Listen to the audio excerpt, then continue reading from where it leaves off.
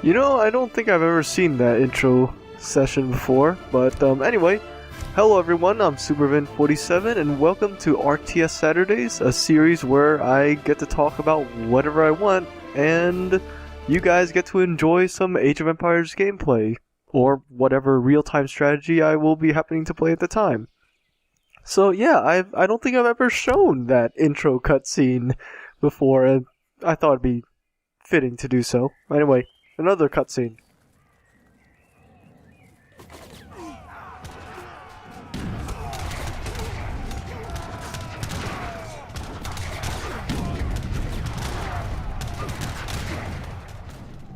My people cannot hold off the British for long. Hold on, Noniki. We're coming.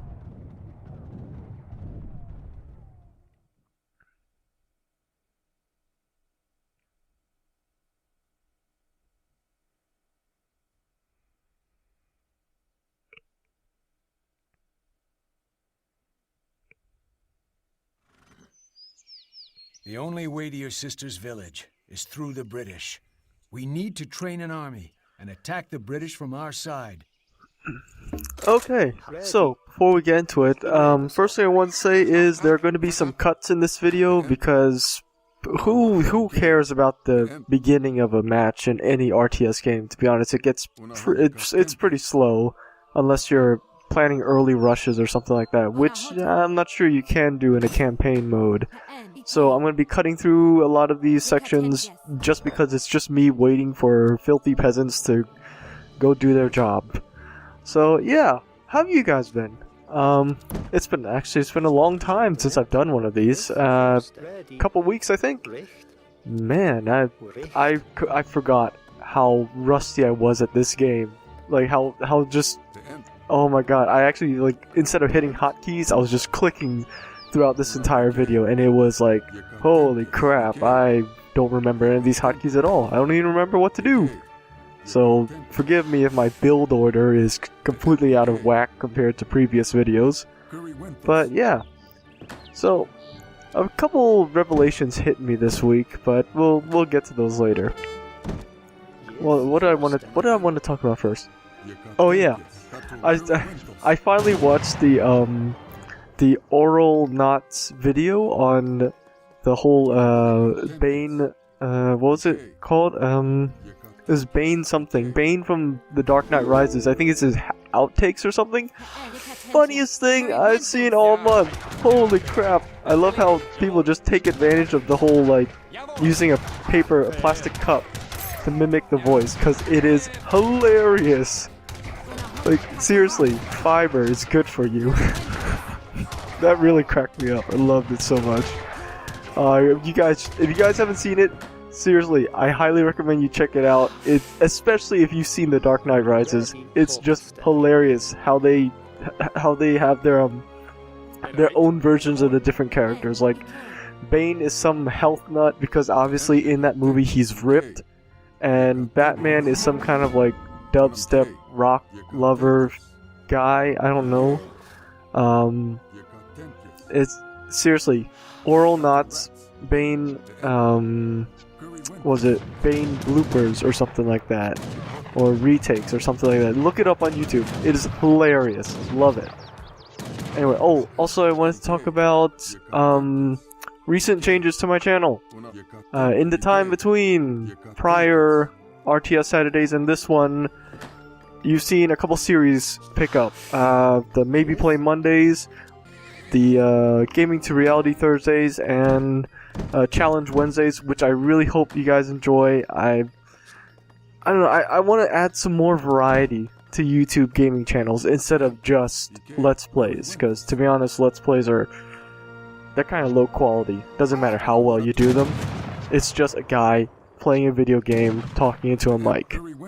You don't really learn anything from that. The time for walkthroughs has passed, let's say.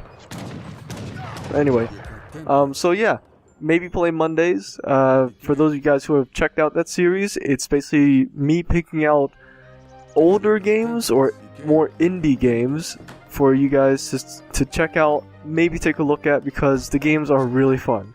And I feel like they don't get enough exposure, so the developers are like, well, why should we care?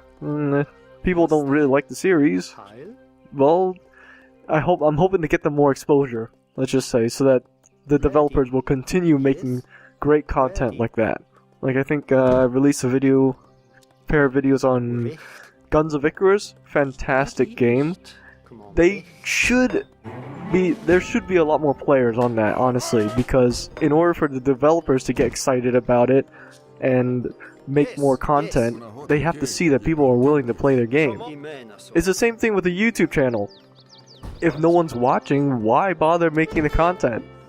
Well, either you really love it, or you're getting paid somewhere else, or you have the resources to do it.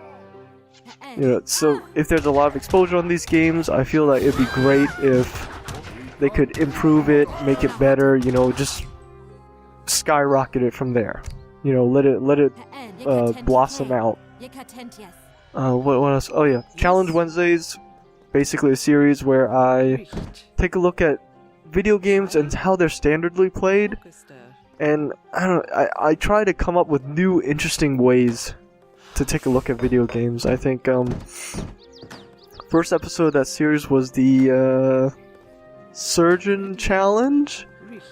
I believe the thing where you have to transplant the heart, and my challenge was to find out how many things you can actually put in before killing the poor sucker. I thought that was an interesting take on the game. I don't know how you guys would have felt about that, but hey, it adds another element to the game. It adds replay value. I think the most recent video I released was the Metal Gear Jensen one, where you basically play the game as if you were playing Metal Gear Solid. Why not? If it adds replayability, do it. And that game has tons of replayability all by itself, to be honest, but I just saw the cardboard box thing and inspiration struck me. So, yeah. For Gaming to Reality Thursdays, I mainly started that series as a reaction to all the negative publicity that's been going around about video games recently due to circumstances, let's say. People they just love to rag on what they don't know or what is not currently in power. I think Total Biscuit made this fantastic video about it, how motion pictures, huge role in the media, news companies, TV shows. Like, there are plenty of violent TV shows, and even more so in terms of movies out there right now. Excuse me. So why doesn't the media pick on them? Because they're well entrenched. They have a strong power source. I mean, not strong power source, they have a strong position of power.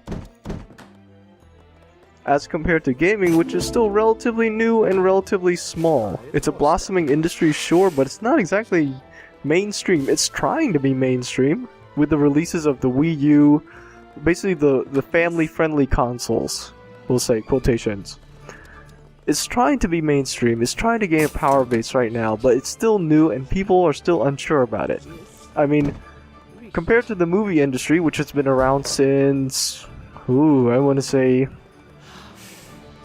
late 1800s. Late 1800s to the start of the 1900s. That's over a century.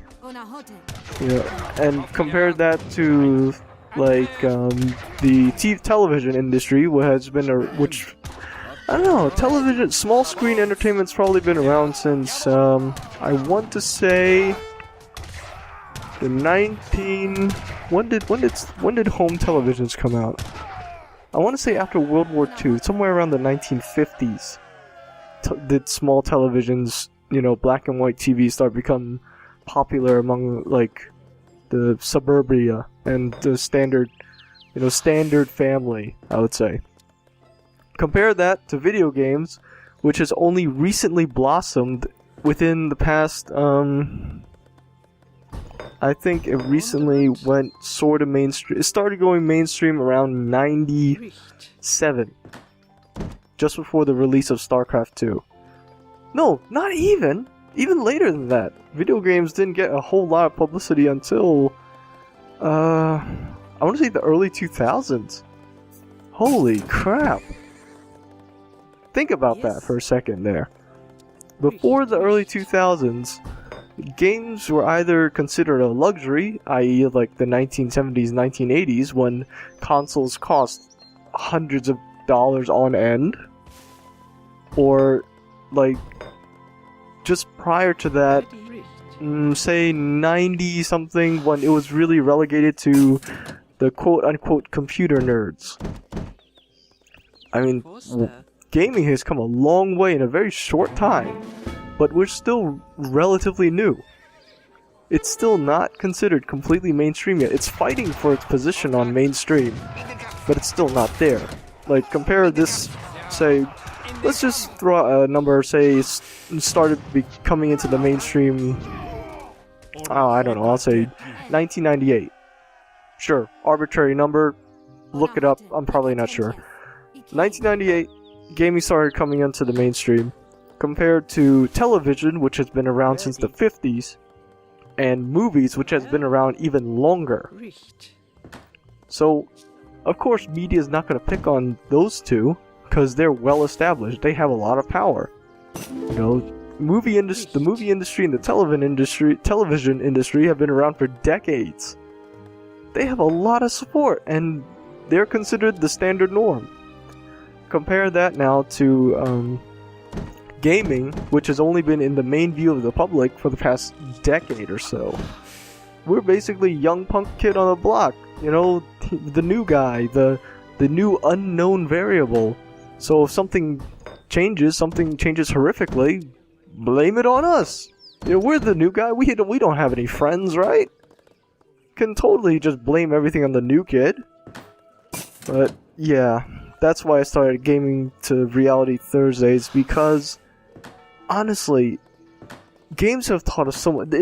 Games are a fantastic medium to tell a story. Instead of just sitting back, maybe like turning off your brain a little bit and letting someone feed a story to you, you're going out there and you're making that happen. You know, if you turn off the game, the story doesn't progress. If you turn off, like, if you don't do anything, the story doesn't progress at all. You could just, like, say this game right now, I could probably just do nothing. You know, and let the British just roll over and steamroll over that Iroquois encampment up north. I would lose, sure, but the story wouldn't move forward.